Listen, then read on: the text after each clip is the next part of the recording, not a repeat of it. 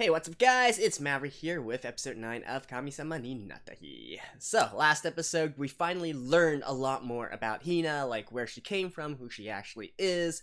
So, she had this sort of genetic disease, was abandoned by her parents, and then taken in by the professor who, through some sort of scientific method or whatnot, managed to allow her to grow up and become the Hina that we see now, right? However, I think the series is also clearly hinting that she's living on borrowed time and that she is going to die anytime soon.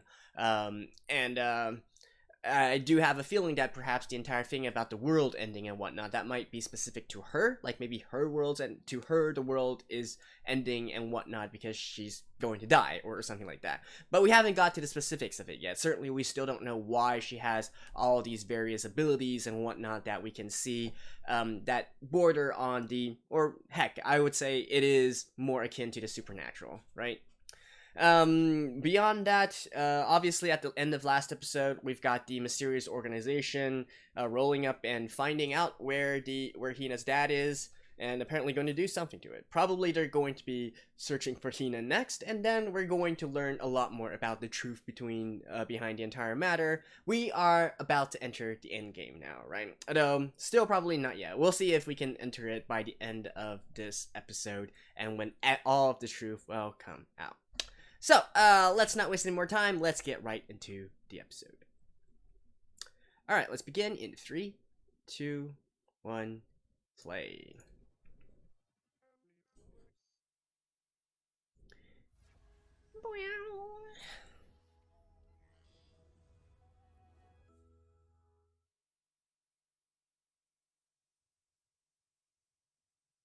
Oh. Yeah, we're still... Or is this more of a flashback? Ah, this is more of a flashback. Oh no, wait, it's not a flashback.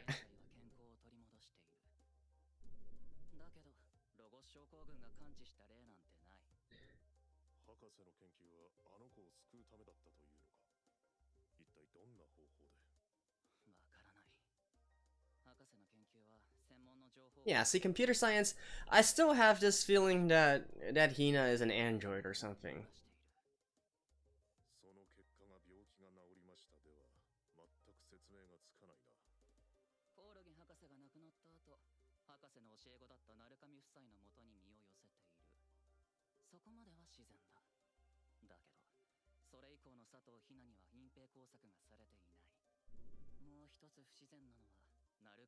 Why would they need to conceal her?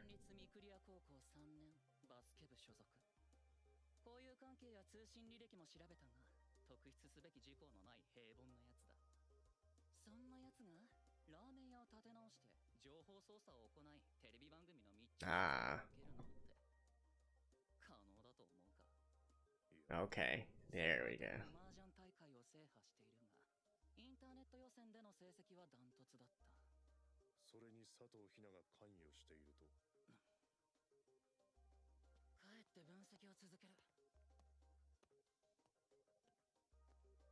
Now, what exactly are their objectives, right?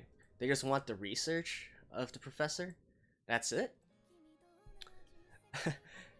No, we just kind of assumed that they were searching for this and they're kind of like the bad guys and going to find Hina and whatnot, but we still don't even know what their objective is. I would assume it's, learning about the research that the professor did. And so once they realize that the culmination of his research is Hina, they probably want to kidnap her, take her in for testing, analysis, whatever, right?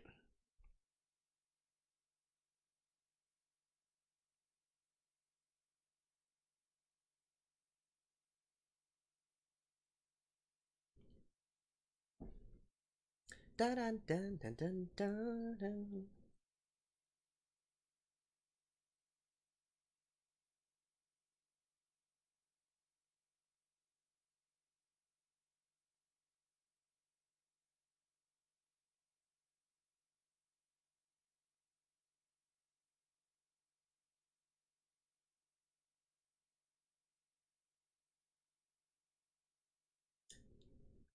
I never actually went and saw if the full opening, the full song is released yet. I have to check before the whole thing ends.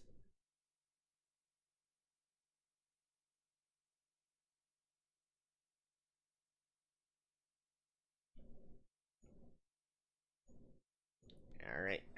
The day of the decide. Decision. Behavior analysis.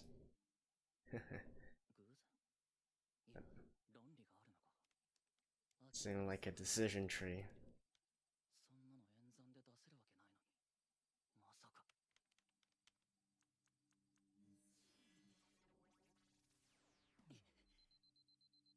Alright.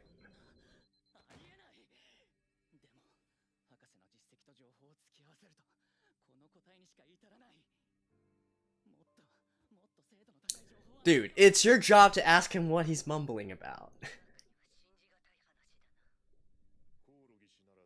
Oh wait, he knows? Damn, you are much smarter than I am then.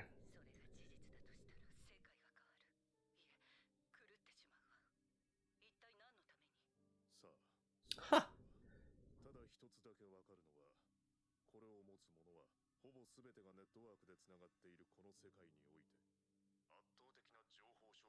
The F? God.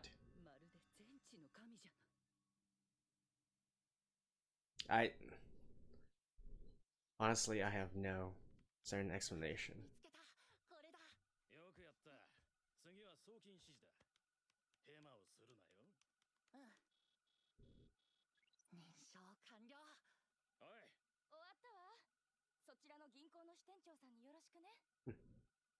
Now we're gonna get...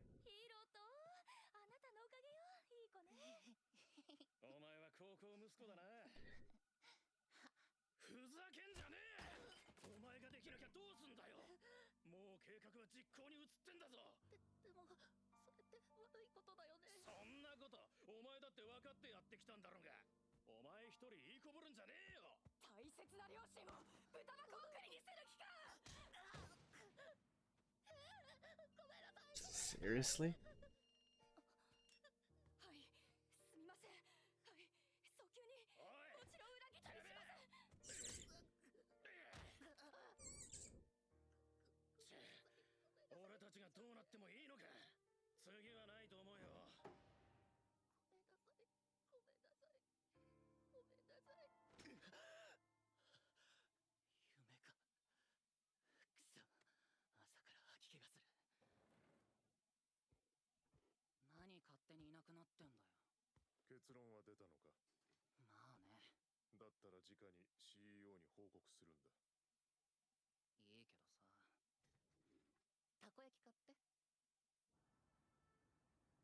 Okay, so are you gonna explain it for the rest of us?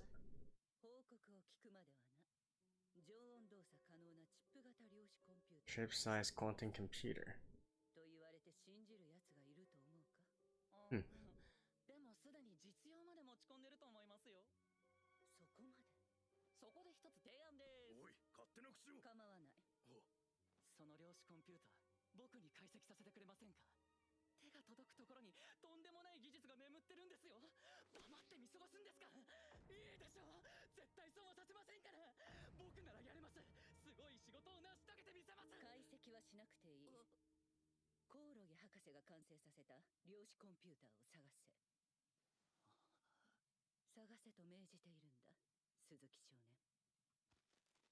Oh, he's gonna go rogue.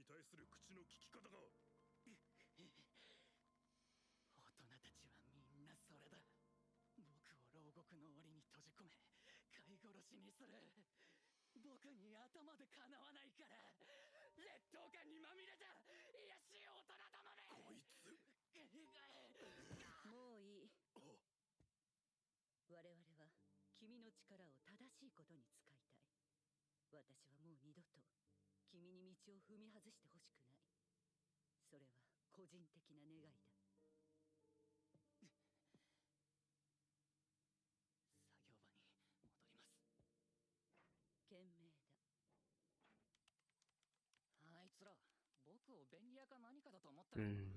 お前には CEO の言葉がそんな風に聞こえたのか。じゃあなんだって言うんだよ。言葉にするのは難しいが、慈愛か。なんだよ、その旧世紀の言葉。でも、博士を追うのは楽しかったな。And of course, we gotta go. You know, to their credit, right? This is actually a lot better than typical Hollywood scenes.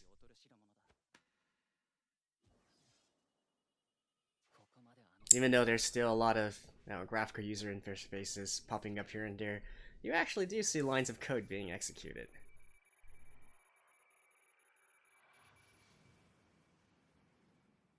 Right, so is Hina the computer herself, or what?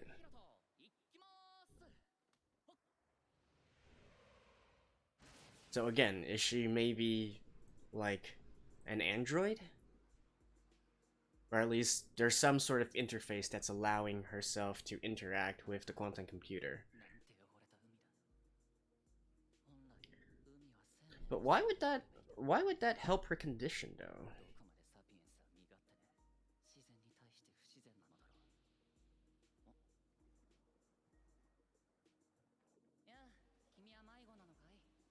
Also, I'm really curious how he was able to deduce that they had a quantum computer just based on Hina's actions.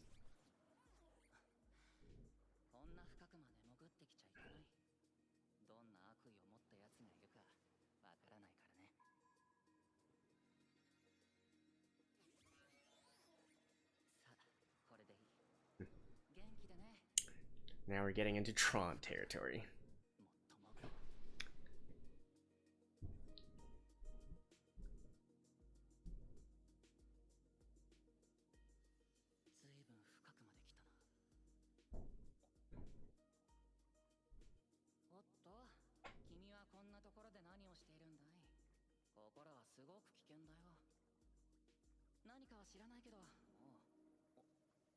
Bye bye.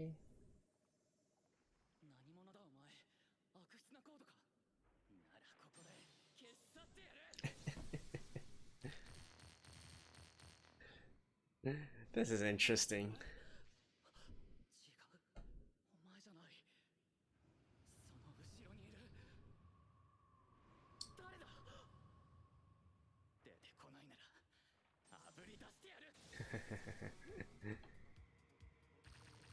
Even though this is like a battle of coding and whatnot, they're turning into an actual action scene.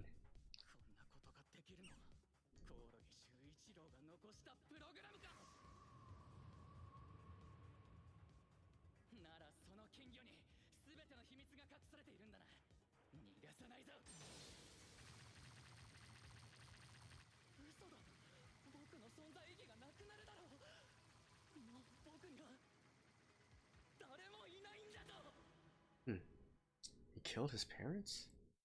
Or were his parents killed off? They were killed off.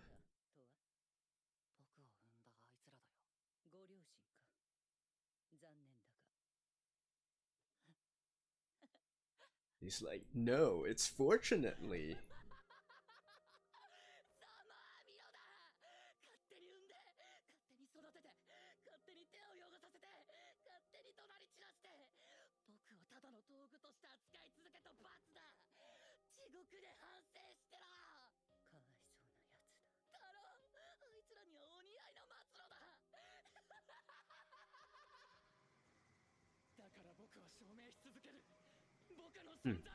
I wonder if they were working for the CEO, or it was the CEO's organization that killed him off.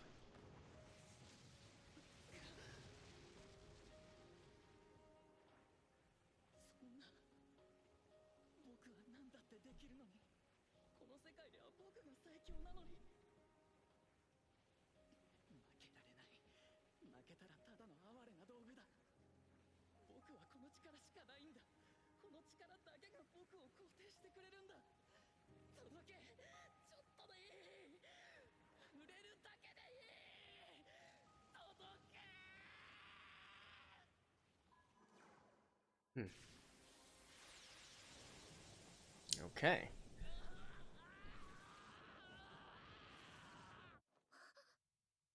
どうしたの？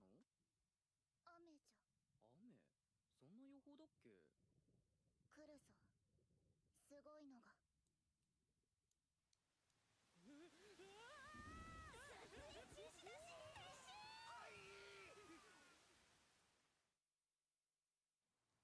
つまりその子のここにあると。Yep, in her brain. その結果、今では元気に暮らせていると。ロゴス症候群で欠如していた機能を量子コンピューターで補っているので Okay. その So we're just gonna handle it. Alright, fine. その子に与えてあげたかったのね。ただそれだけの思いで晩年のすべてを研究に注いだ。その結晶が。その子はどうなるんですか？君の仕事は終わりだ。下がりなさい。まさかそれを取り除くんじゃないでしょうね。貴様いい。それは我々が判断するのではない。もはやただの一企業が抱える問題ではなくなっている。判断を下すのはもっと上だ。それじゃあ連れてけ。なんだよ、ここまでやらせておいてそんなのってないですよ。やったのは僕だ。僕にも発言権をください。君の人並み外れた計算能力もこの子のロゴス症候群も個性だ。何か差別でもしているかね。そんなのは決めた。大人はいつだって話せよ話せよ。くそ。 I think she's trying to protect him, though. 調子に乗りすぎたな。ここで頭を冷やせ。あれはどうしますか？いい。そのままにしてやれ。はっ。くそ。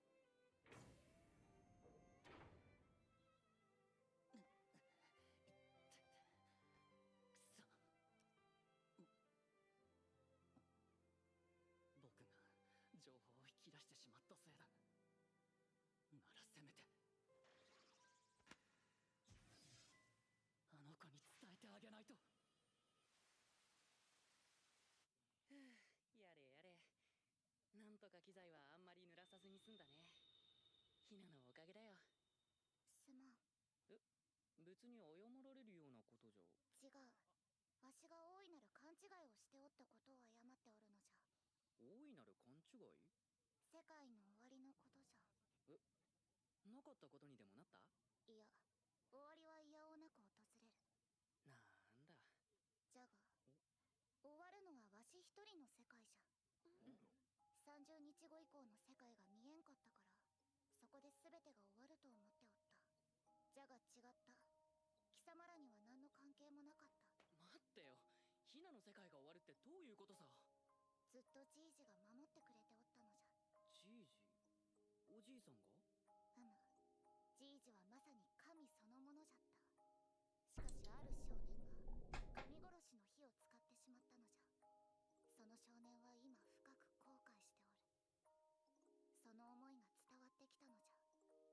そしてようやくわしは自分自身のこともわかるようになった。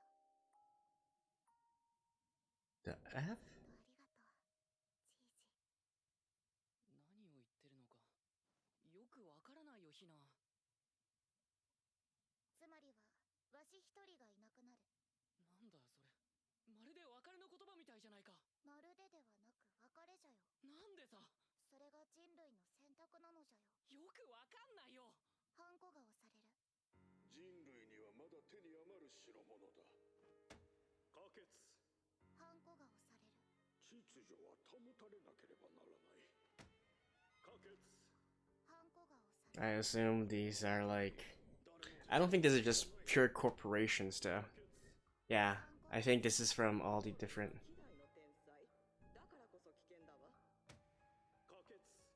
ハンコが押される。あれは制御できない。危険は回避しなければならない。可決。全会一致により佐藤ひなから量子コンピューター除去を容認。人類がしかるべき技術を習得するまで秘匿とする。対象を今すぐ確保。 Was this supposed to be G7? 何がさ。なんだこいつら。警察じゃないわよね。その子を渡してもらおう。その子ってヒナを。他の連中に用はない。おとなしく渡せば手荒の真似はしない。逃げて。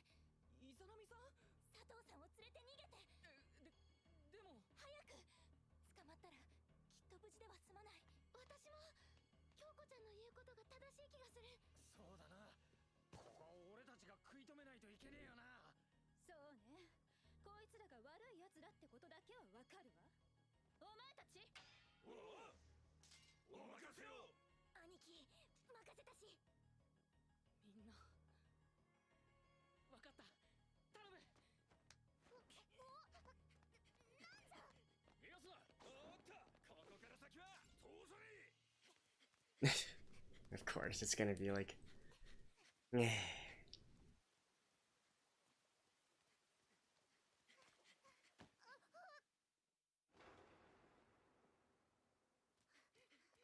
どこへ行く気じゃ。遠くへ。誰の手も届かない安全な場所まで。なぜじゃ。なぜじゃ、ヨータ。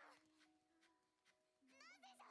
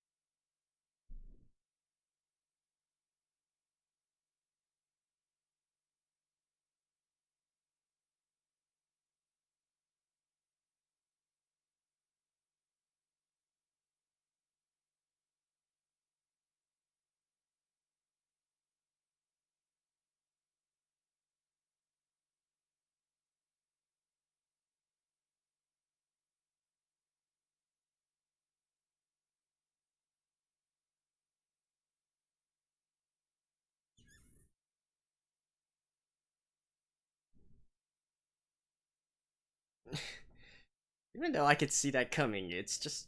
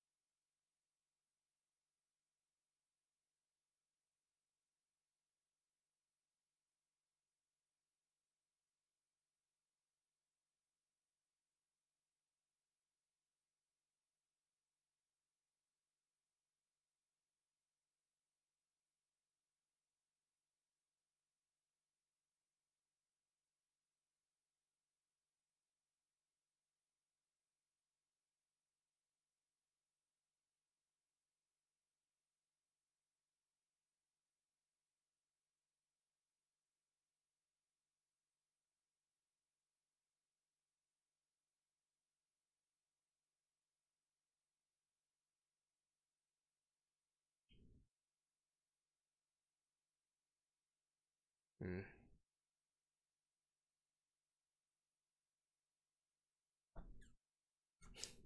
I don't know. You guys can probably tell with the worry expression that I have there. I'm not sure. All right, let's talk more after this, shall we? Alrighty. So, while not quite an android, it is indeed somewhat related to the fear I had of having advanced computational power and all that, right? And that is why Hina is able to do some almost supernatural things, such as predicting exactly when something will happen and so on and so forth. Just for the record, though, quantum computing doesn't exactly work in that way. It's people think of it as a supercomputer, and while conceptually that's correct, it's only in certain circumstances, all right? The theory behind it is not completely fleshed out yet, but the general consensus nowadays is that quantum computing, even if we do achieve it, it's only going to be, yes, sure, it's going to be significantly powerful than our normal computers, but only in specific set circumstances. And one circumstance is actually in regards to cryptography, which is basically, you know, encryption and all that. It's what keeps us secure. For instance, being able to hack into your phone, into your computer or something, being able to hack into your bank account and whatnot. So, you know, in a way, can this be weaponized? Can quantum computers be weaponized? Sure.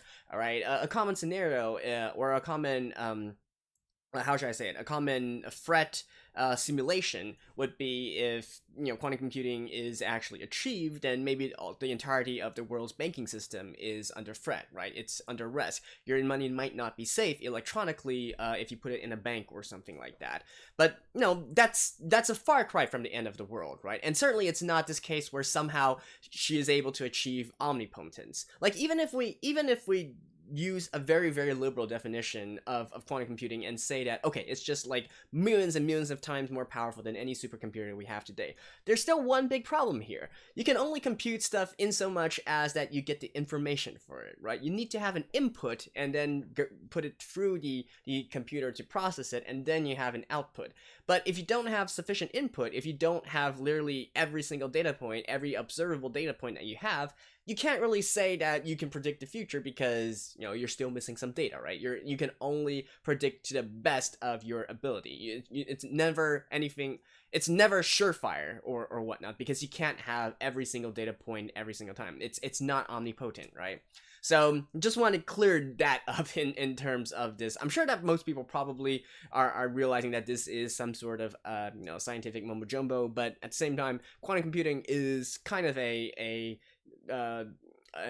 really overly used sort of concept nowadays, but I just like to quickly get out of the way.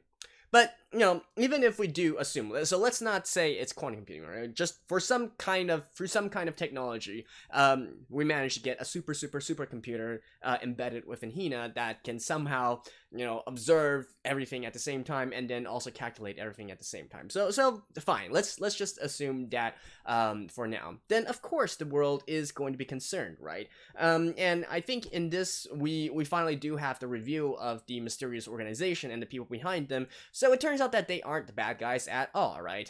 Funnily enough, I do believe that the organization, the company or corporation, whatever it is actually directly operated by the world powers. We see that authorization process and all that. I do believe that is probably referring to G7, you know, the group of seven, the seven most advanced countries in the world, or it could be the United Nations Security Council, but just because there's 7 people there, I believe that is actually G7, and we know that it's at least international, right? It's intergovernmental, because we see the respective seals that they were using. We see the seal from the United States, we see the seal from the United Kingdom, we see the seal from Germany, and we also see the seal from Japan. So, you know, based on that, I would be putting a good guess and saying that that's probably representing G7, or basically representing the superpowers in the world, right? So this is what Hina is saying when she says that humanity is going to decide, right? Because you know, this isn't some rogue organization or some evil organization trying to get Hina's power for their own use or whatnot. They're trying to work to protect and stabilize the world and whatnot, because they are exactly working against the matter of Hina supposedly falling into some unknown entity's hands and disrupting the balance of power within the world, disrupting world peace, right? So you can't really say that they're the bad guys. Certainly they are supposed to be the sort of antagonistical group here, but at the same time, you know, they literally represent the human world, right? So what are you gonna do about it? To be honest, the entire setting of this kind of not that, but the okay. So let's put that aside for a moment and talk about, you know, how we have this sort of the situation in regards to Hina and Yoda and all the rest of them, right? It actually kind of reminds me of some early clamp works like Chobits or Angelic Layer, something like that, where, you know, we always have these entities coming out of nowhere, and then realizing that they possess some big power, and then gradually integrating into the world with the main character, and then suddenly one day it appears that they might be gone and all that, and so on and so forth, right? Now, if I were really to nitpick a bit about this, like, sure, I'm sure that there's probably already a lot of people are going to be, oh, it's such a sad situation and all that, and yeah, I absolutely agree, right? But I do feel that the screen time of Hina is just a little bit too sparse to justify the reactions and all that. So if you think about it, like, we're in episode 9 now, and how many episodes have we seen Hina being the real focal point of everything? Sure, she appears in every single episode because it's all related to her in some way, right? But I don't know, I really don't feel that we really seen enough of her for some reason. Am I the only one that feels this way? I feel like we haven't even really gotten to know her yet. She's always been, yeah, sure, we can kind of see, okay, so she's cute, and she has this, she's kind of annoying, but lovable at the same time, that kind of character, but we, like, I don't know, maybe it's also a case of this being just a 12-episode series and whatnot, so we can't really get into the intricate moments of her and so on and so forth, but I just feel like, all things considered, this development feels kind of rushed in a way, alright? I mean, not saying that we shouldn't work our best to save her and all that, but I'm just saying that I would have vastly preferred if we got a lot more screen time and maybe some more nuance to her character as well, and her interactions with Yoda. Which, they did a great job of it last episode, right? But beyond that, I place the question to you guys. And so let's talk a little bit about the potential outs that we have, right? The potential endings that we have. So originally I was thinking that, okay, this is probably not going to end well. It's going to be a big sad soft story to the very end here. But now that we have this kind of development, I'm kind of scratching my head and thinking whether or not that is actually true, right? Because certainly even we know that the organization behind this isn't exactly evil or all that, and even the CEO, like, sure, we might think that she's a little bit harsh and all that and strict, but I do genuinely feel that she's trying to protect Hiroto, right? She's basically saying, okay, this is probably, this is getting way over your head. I want you to stay out of it. I don't want you to lose your innocence any further than you already have. You've been doing bad things before, and you're already having a warped view on life and whatnot. I want to isolate you and protect you as much as possible from further acts which are more morally questionable, right? So I do feel like the CEO is trying to protect him as well in so much as she can. And the same goes for the entire situation here, right? Like, we can scream and shout and all we want, but at the end of the day, they are the organization and the government characters and whatnot. They are doing the best. They are doing what they believe is the best to sort of protect humanity. Now, certainly, we could go for a big happy ending, right? That is one possibility. The moral of the story is like, hey, adults, similar to like this, right? Adults, you guys are ill and despicable. You're losing sight once you're grown up. You can't be trusted anymore. You're losing your innocence. That kind of story. Like, sure, we can go that route, and then eventually we might have a big, great, happy ending. Sure, that's one kind, right? Another kind would be again, going towards what I originally felt, that this was going to go for a sad ending, and so at the end of the day, Yoda and all the others do realize that, hey, this is completely beyond their powers, this is the will of humankind, right? So, Hina herself might also accept this as well, as I think she might have. We might get some really, really sad moments, some sad farewells and partings and whatnot, and she's just going to, it's not like they're trying to purposely kill her, right? But removing the chip probably also means that she's going to revert to her logo syndrome, and of which she might just suffer, like, complete, how can I put it, like a complete breakdown in her mental capabilities and her physical capabilities as well, and just wither away, right? However, as a combination of these two, I think there might be a third alternative scenario here, and that is one which I've actually seen before used in some other works, and that is a case where, okay, so even though they do remove the chip from her, the quantum computer for her, they destroy it, they seal it away, whatever it is they want to do, I do feel like they are generally trying to save the world in doing so. So seal it away, and Hina obviously is, without that chip, she's going to fall back into what she was before.